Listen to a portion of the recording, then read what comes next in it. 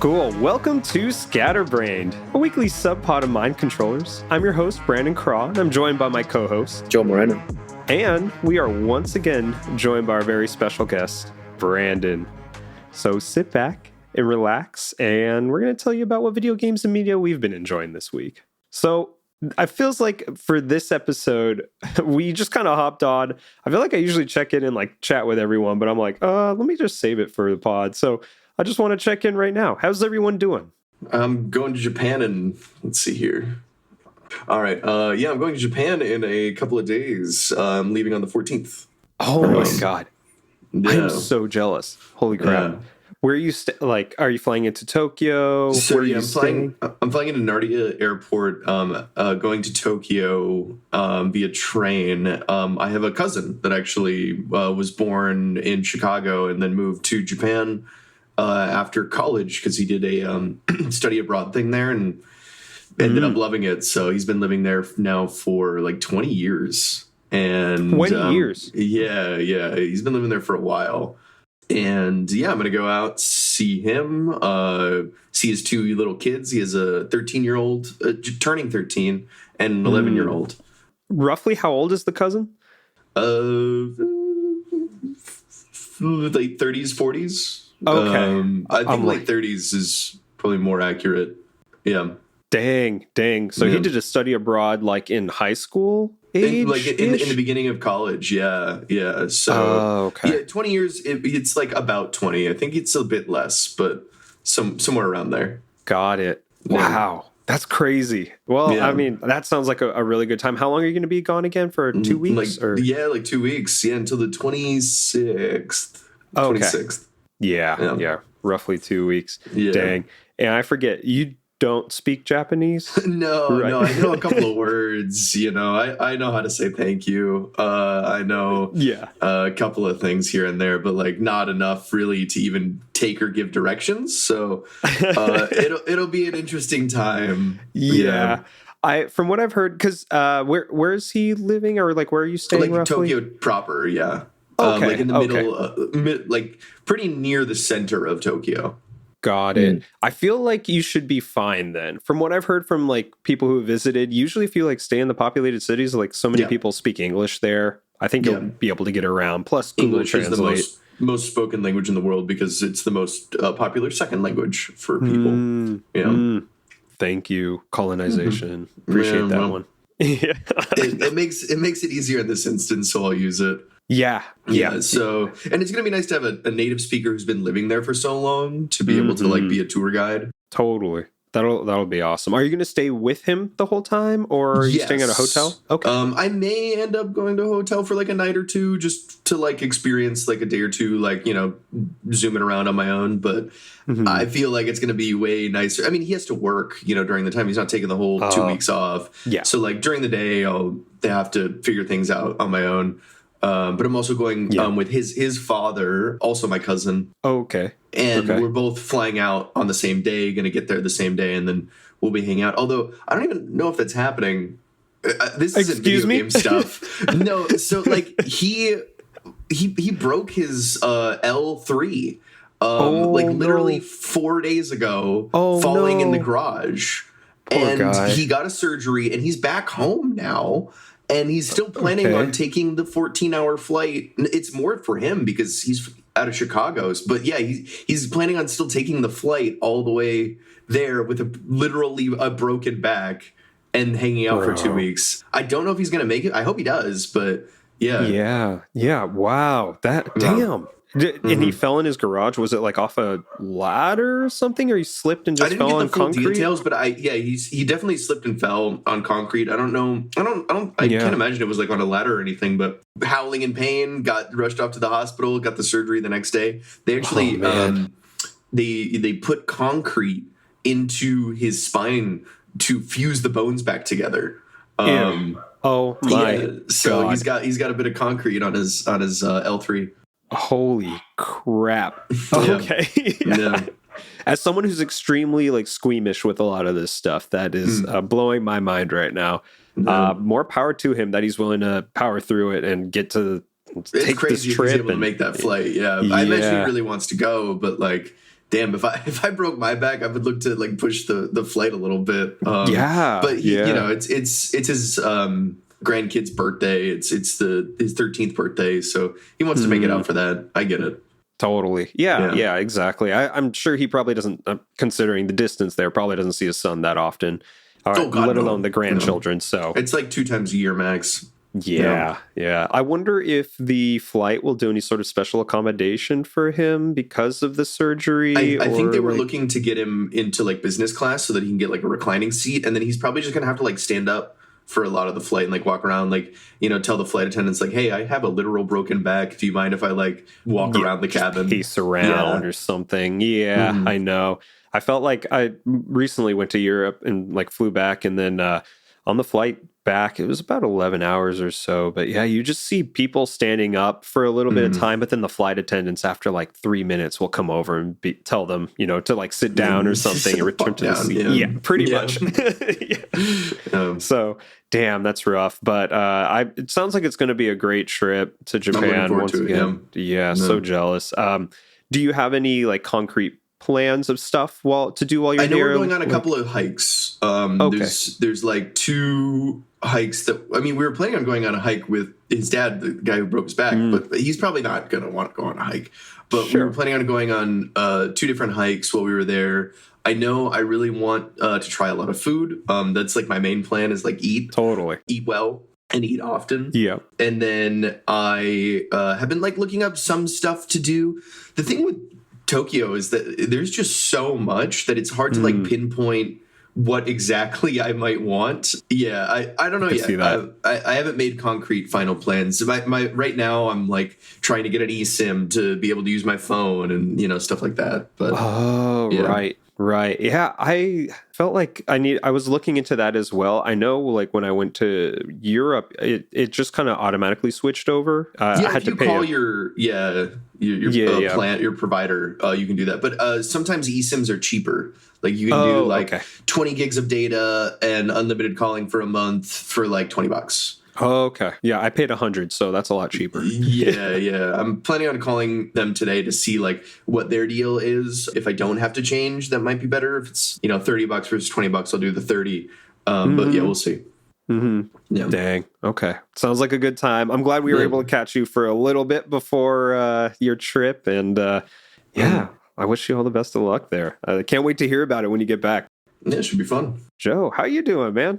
Doing all right. Nothing exciting, just work, right? Work. That's been kind of okay. I've been losing some clients because of VA, right?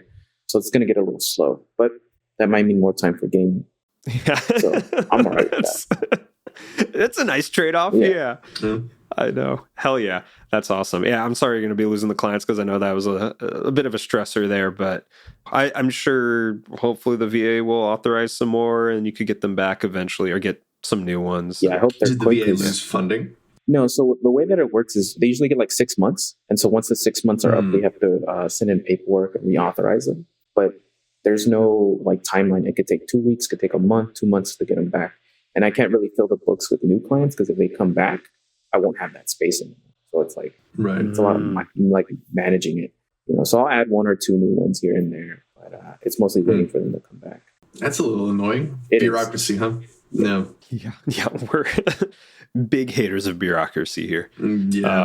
Well, obviously. No, the medical field is full of that kind of stuff where it's just like, why is this person being transferred to a different hospital? Oh, their insurance won't pay for this hospital. It'll pay for this one just fine. That's what happened to me. Whatever it is. Yeah. Yeah. Joe, I don't know if we've talked about it on the pod. I know like you had to deal with that personally earlier. So you were hospitalized? Yeah, I was hospitalized for my gallbladder twice. Oh shoot. Yeah, so the first time I went to it was a hospital in downtown, I think Good Samaritan, and I was there for about 8 hours in their weird little freezer locker room until they transferred me to California Hospital because the insurance wasn't going to pay for Good Samaritan. So okay. Damn. And you drove yourself to Good Samaritan? Or my dad like you got someone to drive? Because I was like in intense pain, and there's no way I would get behind the wheel at that point. Yeah. Damn, dog. Did you get your gallbladder taken out or what? No, they were telling me go through your primary and have them do it. because I got hospitalized twice at California hospital, right? And they were like, no, we can't do it. Like, this hospital is more for gunshot wounds and like, more like trauma, like intense trauma. Which I was like, okay, sure. So I'm still waiting on that, but I haven't had any pain. Just been trying to watch what I eat. I'm usually pretty healthy. It's just that one time I kind of went overboard and it kind of screwed me over. But yeah, I'm doing it right now. Just waiting. Yeah. Damn. Yeah, medicine takes forever. Shoot, I know. I remember you brought that up like 2 weeks ago that you're still waiting for like the referral, and that we were going to be just like playing it week to week to see like when we should record, when to hang out, and stuff like that. So it's wild how it still hasn't happened. You still haven't gotten a date yet for the surgery. Yeah, no, I have to continually check in and push for it. So that's my plan tomorrow because it's about to hit a month since my surgery consultation. So that's what I'm going to do. Just push for it. Mm-hmm. Yeah, you got to be your own advocate in medicine because you'll just fall through the cracks. They got so many patients going through all the time. Definitely. Yeah, I know. I don't know if we've said on the pod, but Brandon's a ENT right now. EMT. Sorry. EMT. Yeah. No, I haven't done the med school. Yeah. Yeah. No. Trying to be a go paramedic and then go fire. Yeah. And then fire after the paramedic. Yeah, well, firefighter medic. Yeah, that's what I'm looking for. Yeah, I see. I was like, dang, I didn't know you had to like be paramedic before a firefighter. That's, most cities really, really want paramedic firefighters because, especially like in LA, like you really need those healthcare professionals because in Los Angeles County, anyway, fire shows up to every single 911 call. Oh, with medical support on staff. Okay. Yeah. Okay. Then that makes sense. In fact, every firefighter in LA County, I'm fairly certain, every LA city specific firefighter is at least a EMT. Oh. Yeah. Okay. Everyone has medical training of some kind. Got it. Okay. Wow. Well, I mean, that's kind of good to know that there's just this group of people who have all this medical knowledge. Yeah, and they'll show up. Yeah. Well, cool. I guess it's my turn to check in with you all. Nothing too exciting on my end. I went to the dentist yesterday, so that was a big deal. Nice. Actually, no, it wasn't. I just got a very typical cleaning. Nothing exciting there. I really can't think of anything that's happened the past couple of weeks. I know maybe after the end of this games conversation, games and news, we could talk about Joker 2 because I know Joe and I saw that. Well, not together, but separately. We've seen that movie. I saw Megalopolis yesterday as well. And yeah, I'm just going to hit after hit film, apparently, with those like 38% Rotten Tomato ratings. But other than that, nothing crazy. So shall we just jump to the games then? What do y'all say? All right. Cool. Joe, I know we've been playing Echoes of Wisdom.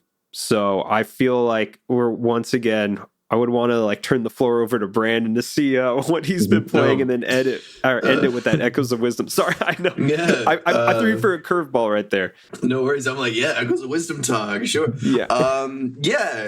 What have I been playing? More Space Marine. I'll shill a different game this time. Sure. League of Legends trash game.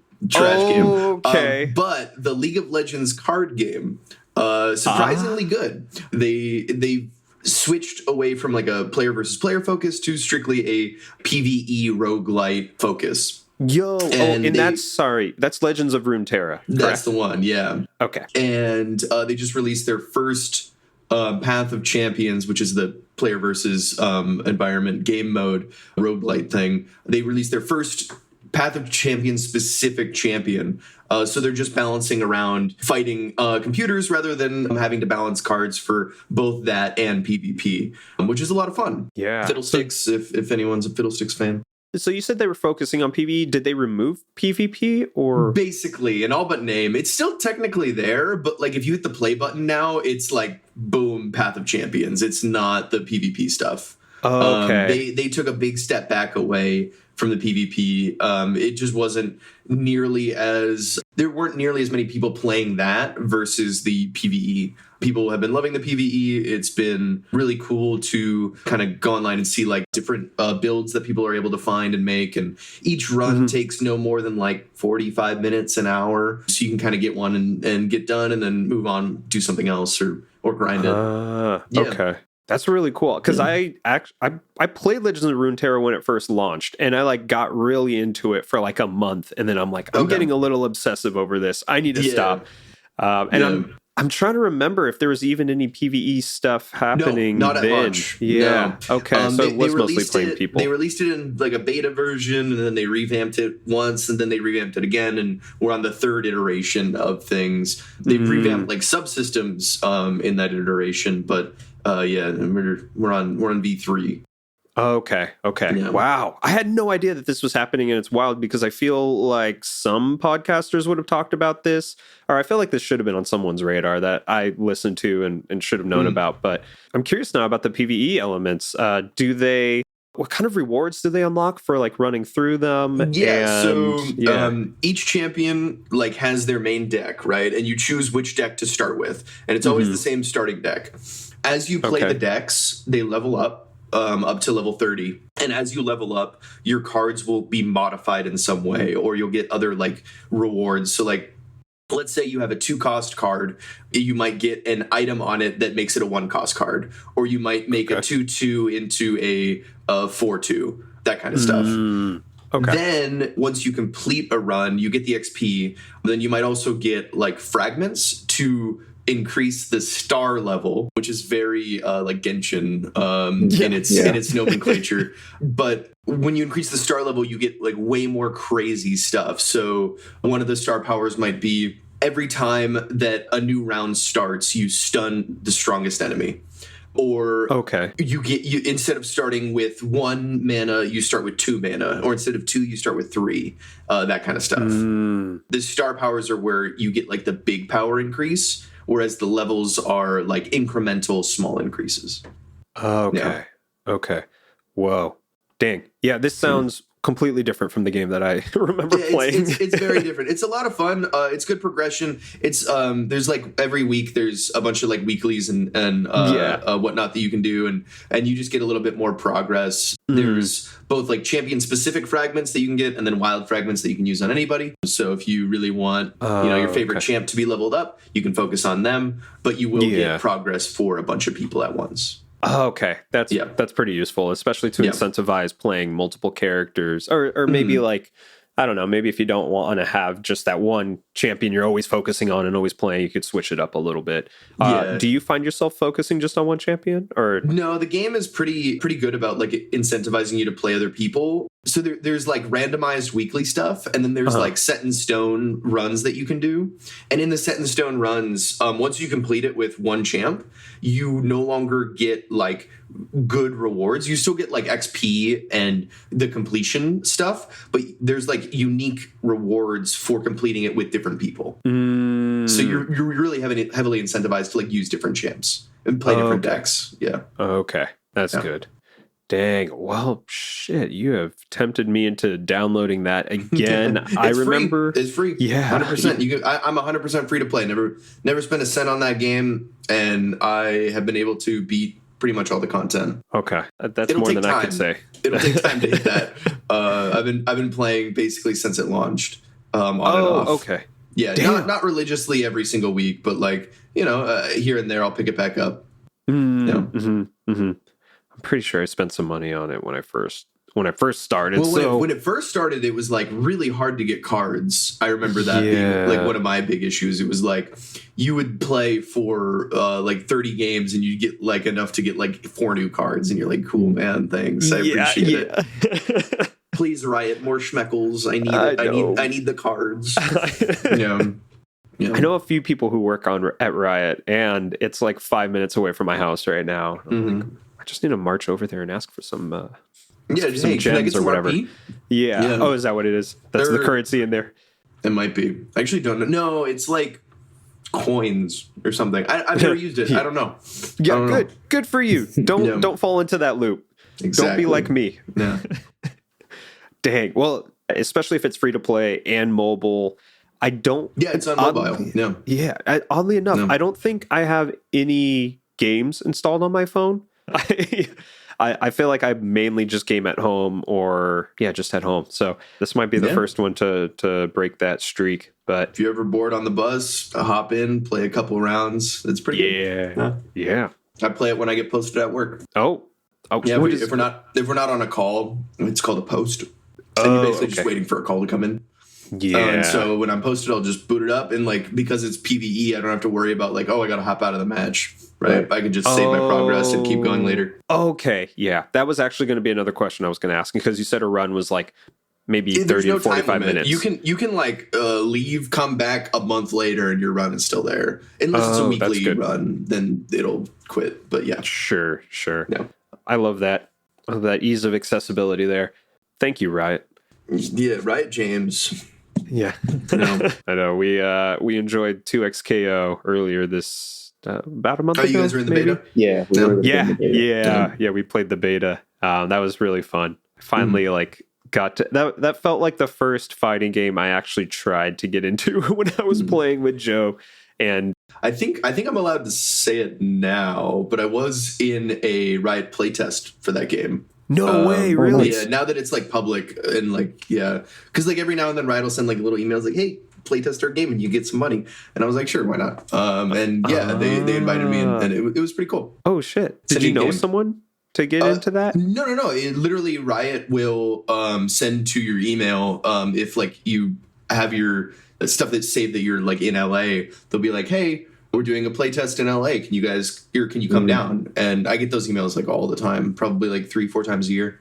Oh my gosh. Yeah. Well, I never received one, so I guess I need to you live 5 minutes away. Yeah. Although they did their playtest not at the Riot campus. I don't know if I'm allowed to say where they do it. That's fine. You don't have it's okay. If was it outside of LA though? Like did you have to drive? It was it was like near things in Los Angeles. Yeah. Got it. Yeah. It wasn't like down in like Santa Clarita or something. Was it Irvine or something like that, or San Diego? Okay. No. Got it.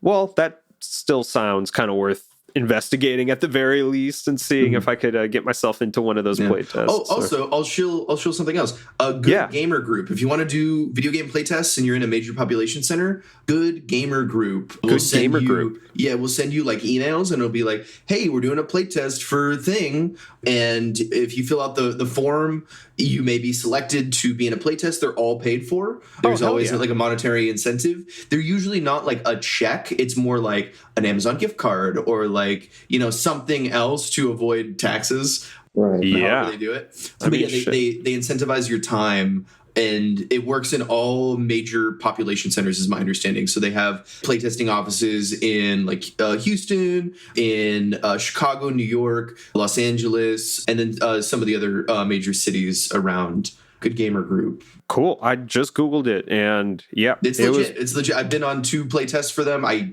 don't think I can say either of them because those games haven't come out. But yeah, no. No. Man, that is awesome. Yeah. I'm going to finish signing up for this as soon as we're off this call. Yeah, there you go. Sick. Yeah. I mean, I'll play take games before Amazon. Yeah, for real. And I'll take an Amazon gift card right now. Yeah, all these games coming out. It bought me some RAM last time. I was like, if I'm going out on this, I'll like just upgrade my shit and then feeds into itself. Yeah. Awesome. That's so cool. Well, thank you for plugging that. I'll put a link into the show notes as well of that in case anybody else wants to sign up, or maybe I won't, so that I could have less competition. I think I could have a referral link and I could have made a bit of money off that, but I don't know. It doesn't matter. Oh, I haven't finished the sign up, so go ahead and shoot me that referral. I don't care. I don't need to shield that hard. Just sign up. It's fun. Yep. Okay. Sounds good. No. Awesome. Legend of Runeterra, game testing. All sounds like some good stuff. No. Joe, have you been playing anything else other than Echoes of Wisdom? Echoes of Wisdom. Still playing Zenless. Still playing Street Fighter. Oh, sure. Booted up Tekken because Heihachi was out, and we dressed him up as Wario. Oh. And so we have Kazuya as Ness. I uploaded that clip if you want to check it out. It's in my folder. Oh, you did? Yeah. Hell yeah. I thought it was like Smash Bros. Looks different now.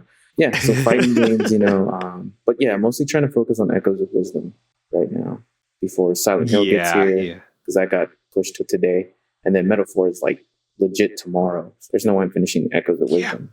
Yeah, I'm looking at your Tekken Wario versus Ness. Hell yeah, dog. I'm definitely going to post that. So thank you for doing that. Yeah, I feel like that too. So it kind of sounds like maybe, do you just want to dive in? Or I mean, did you have anything to say about the other games that you've been playing? Or do you want to just kind of dive into Echoes? Yeah.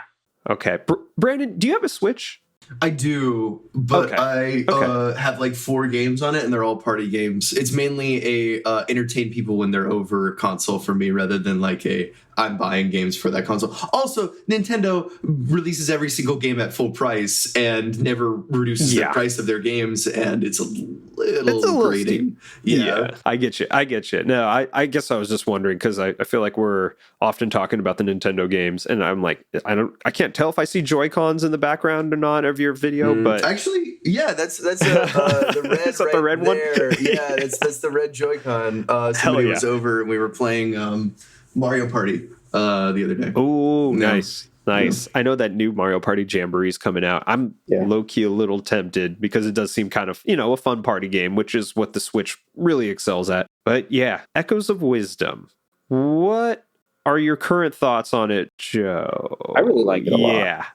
Yeah. Okay. It's like a simple like Pokemon game, right? Because you're using the monsters, you're summoning them. You can summon as many as you can, depending on your like little energy level, right? The little triangles you have. Mm-hmm. So every time I see a new enemy, I'm just booking it, right? Because I want to collect the Echo. Right? It's that collection aspect. The enemy AI and even your own AI, it's janky. And it's not the best, right? But I can't help but like root for Moblin, or my, Octorok or Tektite, right? Because you can just summon them and they just mess things up. It's a slower paced game for sure because, you don't have access to like a sword or arrows, right? Or you have like a little meter for like, 10, 15 seconds, like the Link meter essentially. Yeah. You can play as Link for a little bit. Other than that, though, it's very slow. But I like the idea of just solving the puzzles like in your own special way. So right now, because I saw this online, like they'll put down a bed, right? They'll summon a bed. And then the little tornado guy, the little frog guy. I was actually going to bring that up. Yeah.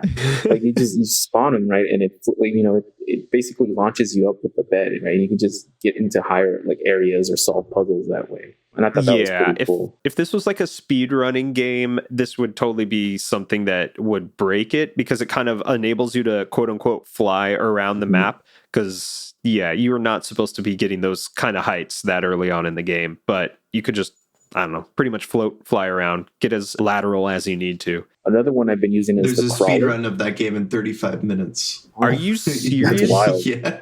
35 minutes. Posted 3 hours ago. I think it's current world record if it was 3 hours ago, but 35:51. Yeah. Whoa. Yeah. I'm like, I don't know what the final boss is. I'm actually at the end of the game right now, but I can't imagine. I don't know. I wonder how they're skipping through a lot of the story stuff. Maybe you don't need it. Anyways, speedruns are wonky didn't mean like to cut that, you off. Right? Like they glitch through certain things and like story elements. Yeah. I don't know if it's like a glitchless run or, if they're using hacks. Sure. Yeah, I can't watch it all in this time, but I imagine they're just using some crazy strats. Yeah. That's wild. Yeah, I guess for anyone who doesn't know, this is kind of like the first Legend of Zelda game where you actually fully play as Zelda. There have been, I don't know, maybe 3 other games that featured Zelda as a playable character in the history of video games, but Smash Bros. Probably being the main one. Zelda and there's some CDI. like CDI. Yeah, exactly. A CDI Zelda game that we've all played, I'm sure. But this is the first one where it actually features her. And the gist of the game is that Link and the rest of the main world, Hyrule, is like swallowed up by this darkness, and Zelda has to go and rescue it. And she's accompanied by this little star creature named Tri, and he creates the Tri-Rod, that allows her to copy objects, copy monsters, and then summon them in order to defeat other monsters, solve puzzles that are in the world. And so I think one of the main things that I do enjoy about the game is the puzzle solving aspect, because it does feel like there's a lot of different ways to go about like solving the world puzzles. There's some that are pretty simple, and I feel it's like once you get a certain item, like a floating tile, it doesn't break it because it's like they know they want you to have these things, but it allows you to, it feels like you're breaking it, and like that's kind of a nice feeling where you're just like, no, I'm not going to go down and like build some stairs to go up. I'm just going to fly right across. And that's kind of cool. There was one that took me forever yesterday, and it was driving me crazy. And I was also underwater, and it just like really limited the number of echoes that you could use and like what kind of echoes because you were underwater. So that was like, there's sometimes like some frustrating parts with that, but for the most part, I really enjoy it. In addition to summoning the echoes, you can also bind yourself to objects and monsters, and that allows you, it's kind of like that Ultra Hand mechanic in Tears of the Kingdom, where you can grab something, except you can grab it, you can't move it around, it just follows you. But you can also have the ability, or you could change it so that you are following it. Right. So then you could allow the monster to like drag you around instead. And sometimes that could be pretty useful for like trying to get across. Like if you didn't have that flying tile, for example, you could summon a bird and then follow it and just kind of hope that it flies over. But like you brought up already, Joe, I think the monster AI is like sometimes useful, or mostly useful, but sometimes a little frustrating because it's not doing exactly what you want. And I think that brings me to my main pain point with it is the combat.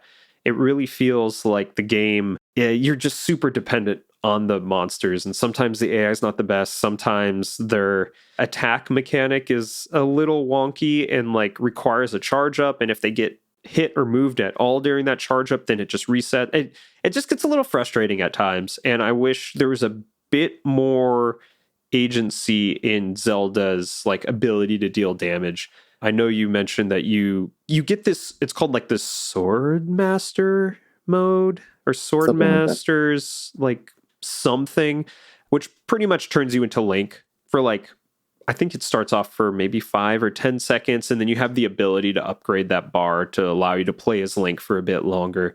But one problem that I've had with it is that it feels too good to play as Link, and then you're just like, well, shit, I just want this mode all the time. Like, I don't even want to use the monsters, at least for me, like whenever I'm doing the damage or whenever I'm in combat.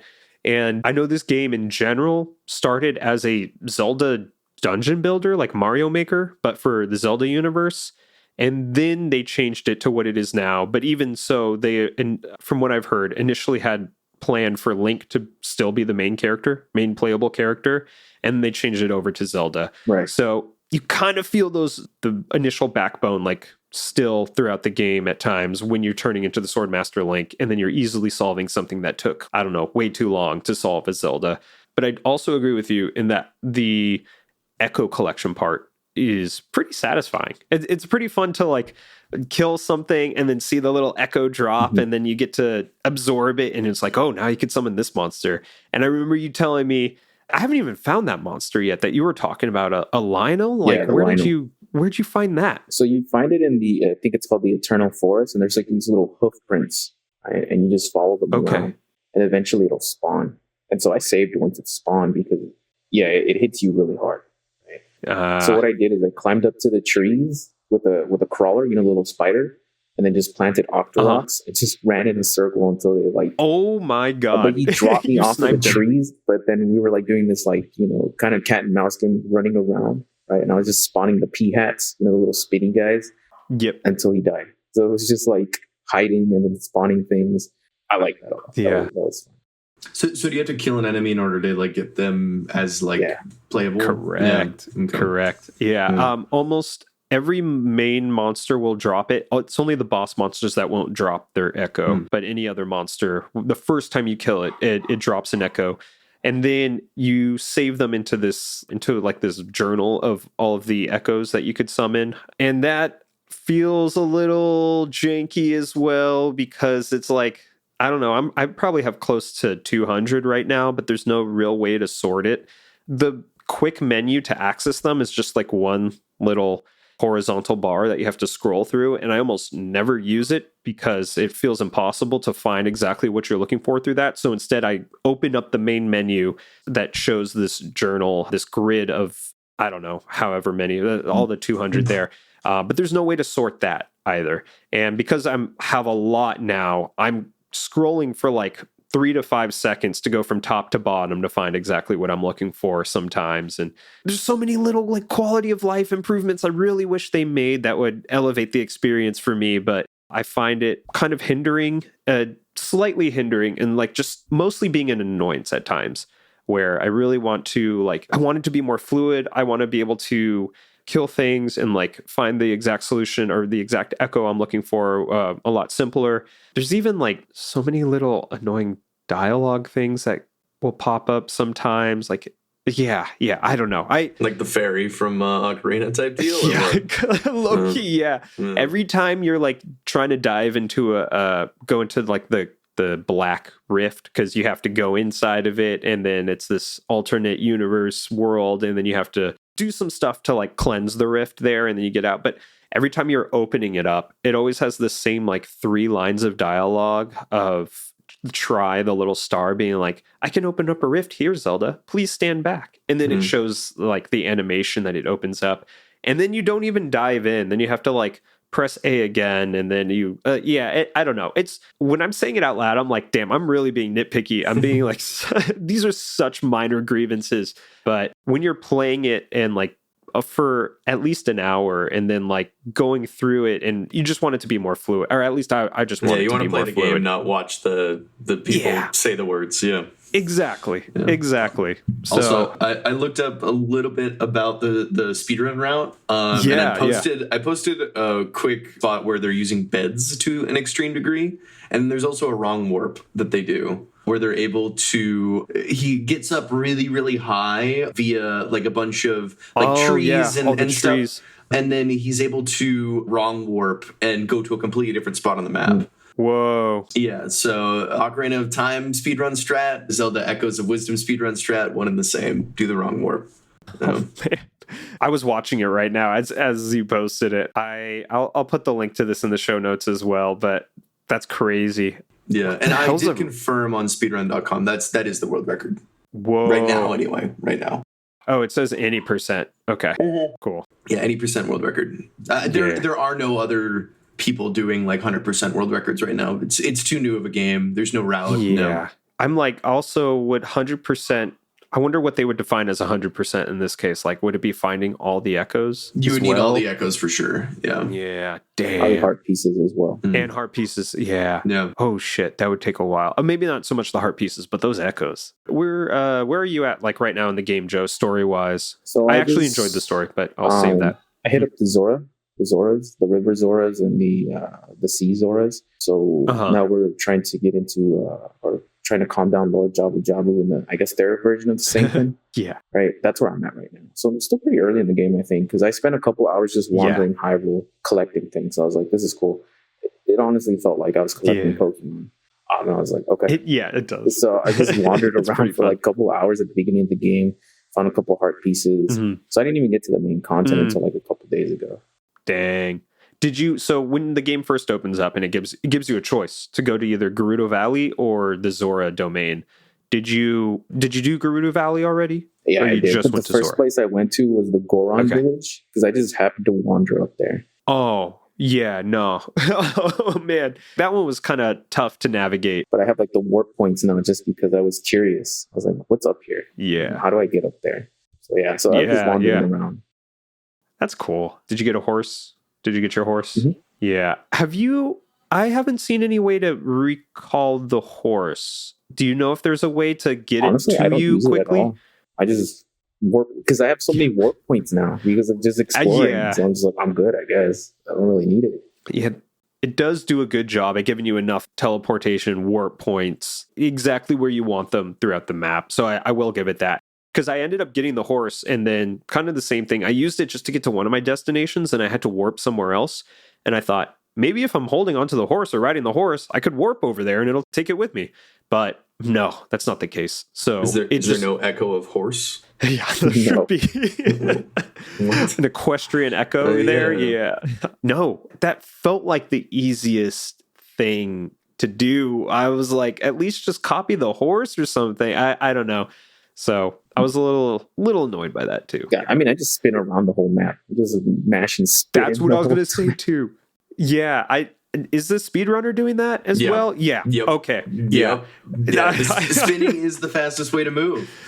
Yeah, classic Legend of Zelda. It's not running. Real. It's doing a weird thing. Yeah. I know. Damn Nintendo. I think I discovered that like 30 minutes in, I'm like, wait a second. If I just spam the spin button, I'm moving like 1.5 times as fast as I normally would. And I'm like, just make her run faster, damn it, please. Just a little bit. The jump thing too is also kind of annoying because like she jumps a little bit, but she jumps like 2 to 3 times as high when she's in the sword master mode, like the Link mode. Right. So it also feels like you need to use it well, you don't need to, but it can be useful at times just to enter that sword master mode. There's also, I don't know how I'll put a little spoiler warning in here, but I don't know how much, like, I don't want to spoil too much for you, Joe. Yeah, because there's some other mechanic that is, like, unlocked later, a little bit later. Oh, shit, you might have already found it. I don't know, since you went off exploring. It's akin to the summoning an echo thing. It's not really, it's not different from online, that. But I'm not too sure, yeah. I don't think I'm there yet. The automatons? Okay, no, yeah. Oh, okay, shit. But I think they were in the trailers and like promotional material. Oh, okay. I didn't notice that. Yeah, there's eventually a kind of a cool side quest, and I think this is probably my favorite one, where there's a guy who wants to see like the certain echoes, and he gets inspired by them, and then creates these automatons for you to summon. I'll leave it at that, but that's kind of another cool thing. I don't know. Was there anything else you wanted to? I feel like I could keep on chatting, but I know Brandon has a hard out at 11:30. So, any last words for Echoes of Wisdom right now? No, I mean, I'm just having fun with it. I think I'm enjoying it more than I thought I would. It's just very simple and slow paced, which I don't mind. Especially, I'm the JRPG guy, so slow pace is where it's at, And one of the slowest paced type games, yeah. So I'm chilling with this. I'm enjoying it. I don't know if it'll make my top 10, but I'm having a good time. Yeah, I feel that same way. I'm enjoying it, even though I sound frustrated with it. There are times where I am, but I'm also playing it every day and still having a good time. And yeah, like I said, the story gets pretty interesting and touches on some like pretty fun stuff, kind of interesting concepts. It goes as deep as it could for being like a Nintendo quote unquote kids game. And yeah, I think once you beat it, we'll be able to talk more about it. And I'm sure enough time will have passed by then. Speaking of slow JRPGs, I feel like Metaphor is going to be the opposite of that. And really looking forward to that game. Nice, fast-paced, fluid RPG, action RPG. Well, cool, guys. So I think that will wrap up our games discussion. And there was just a couple of like funny news things I wanted to chat about. Number one being the big Nintendo hardware announcement of their brand new hardware. The Switch 2, right? Yeah. No, I wish. The freaking Nintendo Alarmo, it's out now. It's $100, yeah. And it's a digital alarm clock. Brandon, have you seen this? I'm looking at it right now. I've never seen or heard of this. I mean, they'll make a shit ton of money. Yeah. But holy moly, this is it connects to Wi-Fi? Why? What could it possibly have? New sound bites. Updates. Yeah. Updates for what? They've kind of like gamified alarm clocks. Yeah, Honestly, though, okay, who buys alarm clocks anymore? Because everybody just sleeps with their phone next to their bed and they put their alarm on their phone. I agree. I guess this is for children. Not in the advertisements, but yeah, it probably is. Okay. Brandon cancels like the 2 orders in the back. Oh shit! Okay. Oh shit! For children, okay. It's I'm also. not a child. What do you mean, children? It's also not for anyone with a partner because it does not work unless there's one person in the bed. What do you mean? What? So yeah, it has a motion sensor. It has like this. I have no idea what the technology is, but it senses the area of the bed and senses the movement and the number of people in. Well, I guess the reason it's sensing it is because when the alarm goes off, whenever you move, it will like chime or do something depending on the game that you had set the alarm to, whether it's like Splatoon or Mario or Zelda. But if there's a second person in the bed, it just doesn't work. It's like, oh, there are 2 people here. So we're not going to, like, you can't use this effect or you can't use this. I see. It has like a built-in like snooze and you can like wave your hand at like Princess Peach, like go away. And then Bowser comes in and he's like, no, you got to wake up, boy. Yeah. I Go see. the fuck to sleep. Yeah. I know. So we're all going to get one, right? Nope. Yeah. Yeah, no. I would have got this if it was $40, $50, $100. I don't know about that, man. 100. Also, like you have your phone on you, and me, I usually wake up before my alarm goes off anyways. So yeah, it's not for me. Yeah, same here. we got that crazy internal alarm clock where it's like right before alarms go off, we're like, oh shit, I gotta get up. Not quite the Nintendo hardware announcement we were hoping for this week, guys. And we also didn't get a September Nintendo Direct for the first time in 7 years? Something like that. Yeah, so it's like, when is this damn thing coming? I haven't been having too many technical issues with Echoes of Wisdom, surprisingly. There's some frame rate drops, but honestly, it's not been bad for me. But I know that's not the case for a lot of people. And I mostly play docked. So either way, that we need new hardware at this point, for sure. Does the alarm look kind of cheap to either of you? It looks like... It doesn't look like a Nintendo amazing. It just looks like, wow, it's a circle with a screen on it. It looks like a Mickey Mouse clock without the ears. Yeah, exactly. It totally reminds me of that kind of stuff. Oh my god, the litigious power behind a Nintendo versus Disney lawsuit. Let's we can only go. Hope. Lawsuit of the century. Get it televised. Yes. I can see a law black hole opening up as we speak. Yeah. But yeah, I know, I agree with you. It almost feels like an or just like a cheesy product that you would buy at Universal Studios Hollywood or something. Yeah. Just looks like a gift shop item, not like a My Nintendo Store item. Yeah. Once again, I commend them for their bravery in trying out new shit. But this might be one of those where we're just like, who's asking for this? Who wanted this? What? I mean, it's sold out in Japan. There was no market testing. It's sold out in Japan. They're going to open up a lottery system for you to buy some in Japan now. So there's a market for this. And I'm wondering what the value would be for this product 10 years from now. Right? Is someone trying to buy this for $0? I don't know. Yeah. Maybe it may be collected. I mean, people do collect Nintendo stuff. So, if you have an old Rumble cartridge for the N64 in pristine condition, people will pay way more than you paid back then for it. That's true. Did it keep up with inflation? I don't know. We'll see. Yeah. It's also interesting. I just realized that you can only buy this from the Nintendo store if you have a Switch Online membership. And I let mine lapse, because I'm never playing online with my Switch. I did the same thing, yeah. Yeah, and I was like, oh, wait, can I buy it now? Not that I'm going to buy it now, but no, I cannot. Oh, GameStop is selling it. Good. Thank God. Okay. No. I won't have to worry about it then. Wild. So thanks, Nintendo. I really hope you put out something for the Switch, too, at this point.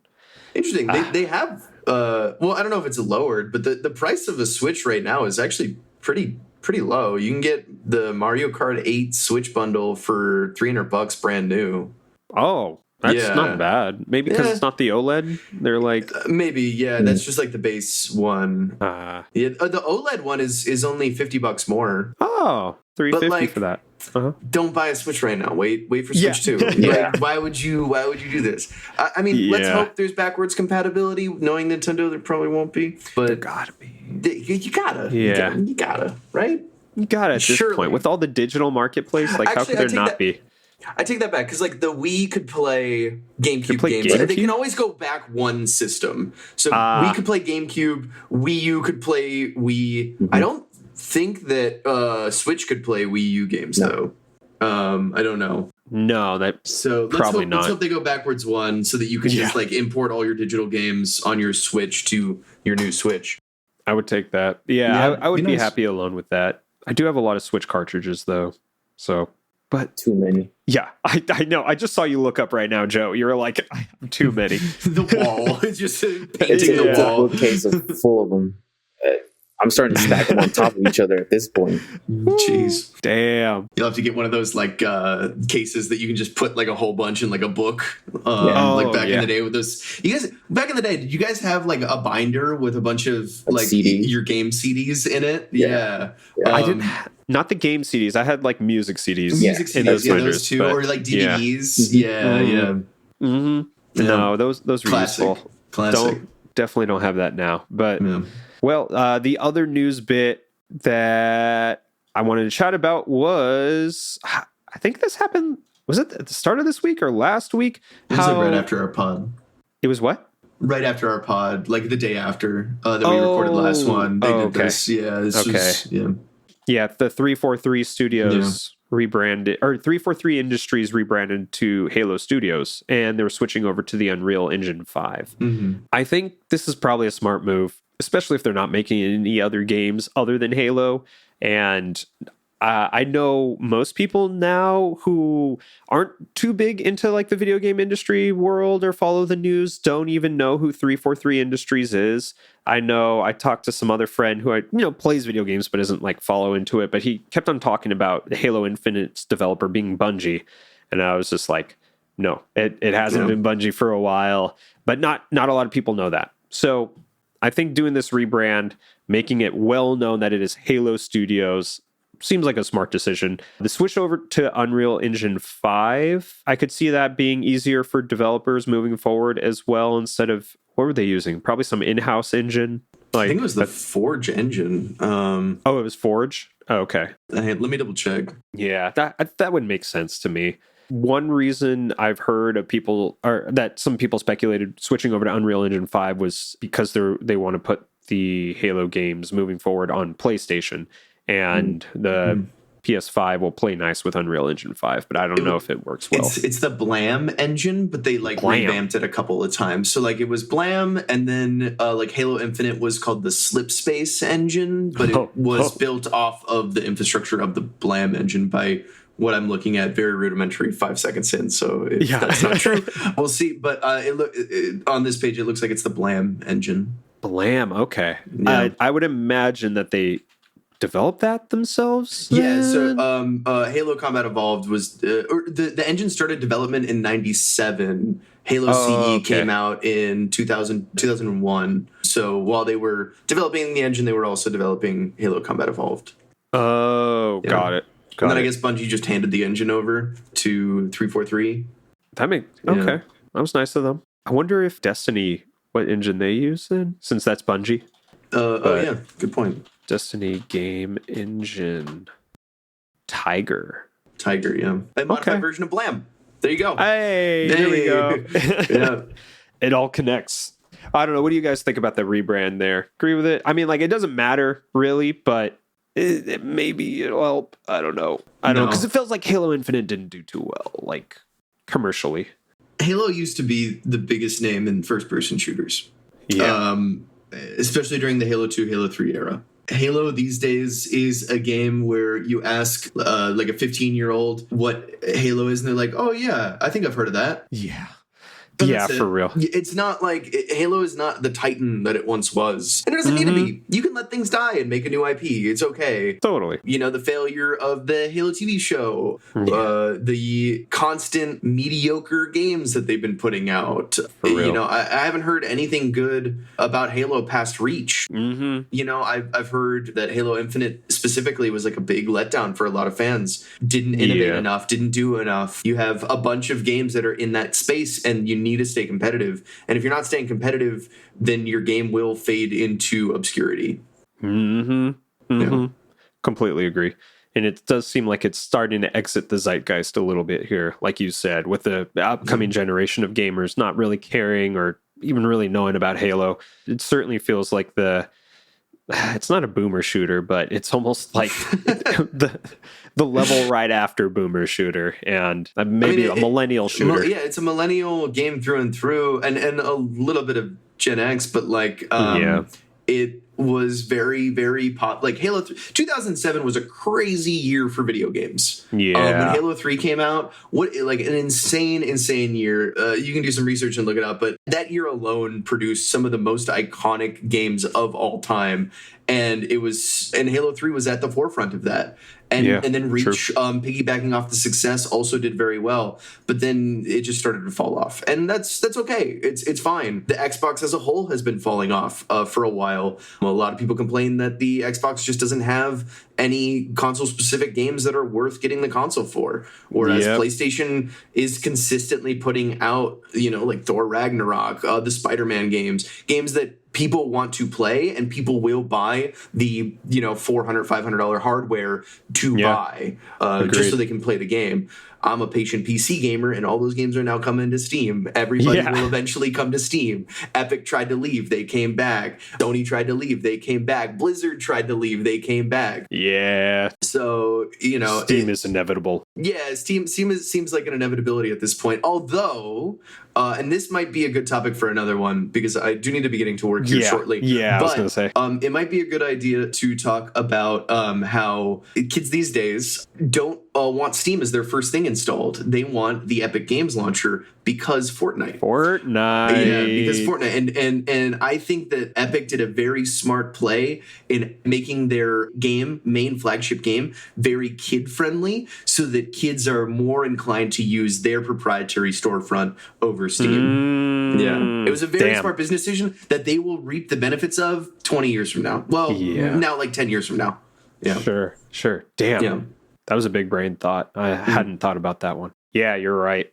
Well, as much as I want to keep on talking, I know you got to go. So, let's wrap this one up. I wanted to talk more about some other stuff, but we'll save it for next week. So, thank you, everybody, for listening. And be sure to rate and review this podcast on whatever podcast listening app you're using right now. It's going to help us out. And if you have any of the financial means to want to help us out a bit, subscribe to our Patreon. We just got like a little $2 tier right now, and it'll help us out a little bit. So thank you there. And be sure to follow us on Instagram, YouTube, and Twitch. So thank you so much for listening, and take care of yourselves, and we will see you next week. Bye, everybody.